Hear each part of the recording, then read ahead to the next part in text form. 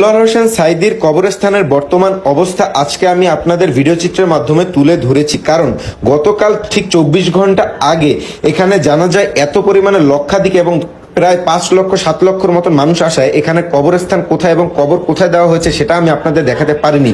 এবং এই 24 ঘন্টা পরও দেখতে পারতেছেন যে দূর দূরান্ত থেকে প্রচন্ড পরিমাণে মানুষ তার কবর জিয়ারত করতে আসতেছে। আর এখানে ঠিক দেখতে পারতেছেন যে তার পারিবারিক কবরস্থান, সেখানে তার কবর দাফন করা হয়েছে এবং এখন পর্যন্ত কবর রক্ষণাবেক্ষণ করার প্রস্তুতি চলছে।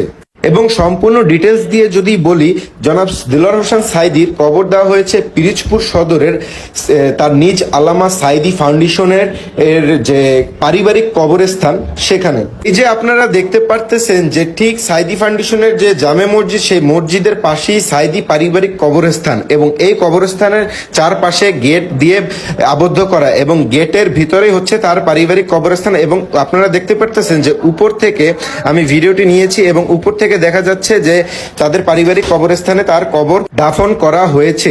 গতকালকের ভিডিওতে আমি দেখিয়েছিলাম যে তার জানাজায় কত লক্ষাধিক মানুষ এসেছিল এবং তার কবর যেখানে দেওয়া হচ্ছে সেটা সঠিকভাবে দেখাতে পারিনি। তাই আজকে আমি আপনাদের জন্য কষ্ট করে এই ভিডিওটি তৈরি করেছি পিরিজপুর সদরের তার পারিবারিক কবর স্থানে।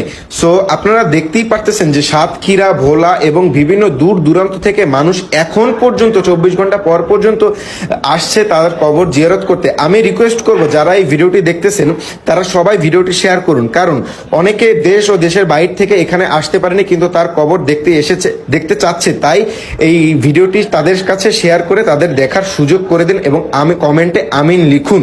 এবং সব থেকে ইম্পর্টেন্ট কথা, এখানে আমি কোনো জামাত, ইসলাম বা কোনো প্রকারের দলীয়ভাবে কথা বলতেছি না।